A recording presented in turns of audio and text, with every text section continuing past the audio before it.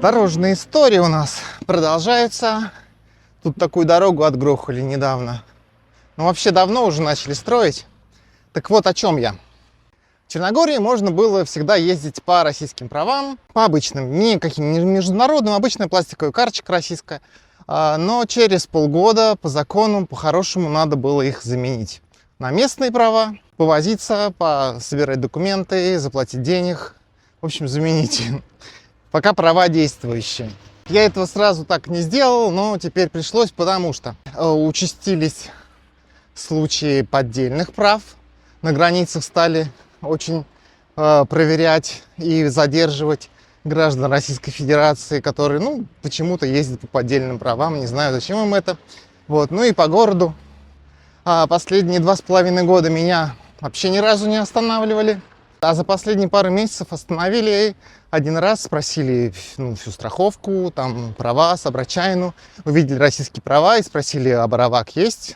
Как бы положено, если иностранные права, то должна быть какой-то вид на жительство в стране или что-то такое. Один раз я сказал, что да, есть он дома, на меня отпустили вообще без проблем, но потом я стал с собой его возить, и второй раз попросили прям показать. То есть прям я показал, сказали, все, ладно, езжай. Поменять-то права нужно, но последние пару лет стали очень странно трактовать этот закон. Чтобы подать документы на замену прав, должно пройти половина календарного года и примерно половина с действия боровка. Вот. То есть те люди, которые оформили боровак где-нибудь там осенью, нормально попадают. А те люди, которые оформили боровак весной или летом, никак не попадают под эти условия. И реально были случаи, что люди прерывали боровак, регистрировались в другое время, чтобы просто поменять права. Это, конечно, тупо, но вот такое есть. Может, это, конечно, заморочки отдельного МУПа в Подгорице или просто человеку не повезло. Говорят такие истории, что вот у меня друг хотел поменять права весной, они у него заканчивались в марте, и ему сказали, что с начала года не прошло полгода, и, гуляй до лета. А потом они у него закончились, и он уже не смог их поменять.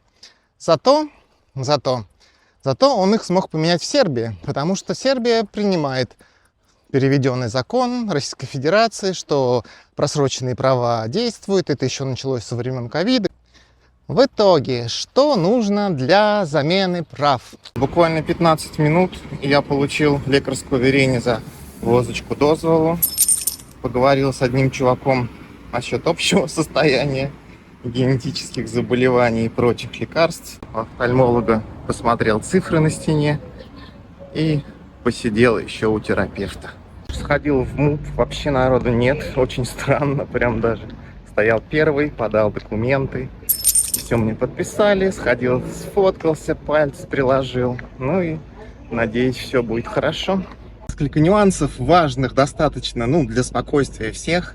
До меня не донесли, и поэтому пришлось импровизировать немножко. Во-первых, паспорт не понадобился. Во-вторых, обязательно, когда платишь пошлину, нужно сказать, что на замену возочки дозволы, потому что я так понял, на первичное получение там другая такса, 10 евро всего, а на замену именно 30. Поэтому я сначала сказал мне возочку, за возочку дозвол. Я думал, там она одна. У меня кассирша что-то спросила, это слово я, к сожалению, не знал. Скорее всего, это слово было, что вы получили права здесь, в Черногории. Я там покивал, да, она мне, смотрю, выбила квитанцию на 10 евро. А надо было на 30, это я тоже знал. И говорю ей, на 30. Она, ох, Андрей. В общем, пожурила меня, выписала мне еще одну бумажку на 20 евро. И это нормально прокатило. И сегодня у нас 26 июня. Дали подтверду на прием документов. И там написано, что проверить можно будет 2 июля. Собственно, неделя. Через неделю, по идее, должны быть готовы у меня новые права черногорские. Посмотрим. 1 week later. Что, прощай, мое потрепанное водительское удостоверение. Все, через неделю выдали новую возочку дозвола на 10 лет. Причем она с биометрией. Получил вот такую красоту. Документ. Посмотрим, что он может, кроме как просто показывать разрешение на вождение автотранспортом. Что самое интересное, я теперь могу управлять трактором. В итоге, что нужно для замены прав? Нужны, собственно, российские права, карточка, копия, ксерокопия. Нужен перевод, заверенный на черногорский язык, действующий бравак, лекарское уверение, которое проходится в клинике. Ну, нужно учитывать, что там офтальмолог присутствует, участвует в этом, да. И, собственно, все. Подаешь документы, дают подтверду. Еще и делаешь биометрию, то есть пальцы сканируешь, фотографируют заново. Вот в этой зеленой майке я ходил первый раз, потом через неделю. И сейчас снимаю. Вы не думайте, я эту майку третий раз как раз и надел. Ну, такая вот теория зеленых маек. Дали подтверду прийти через неделю пришел, отдал старые права, все, старые права забирают, новые выдают.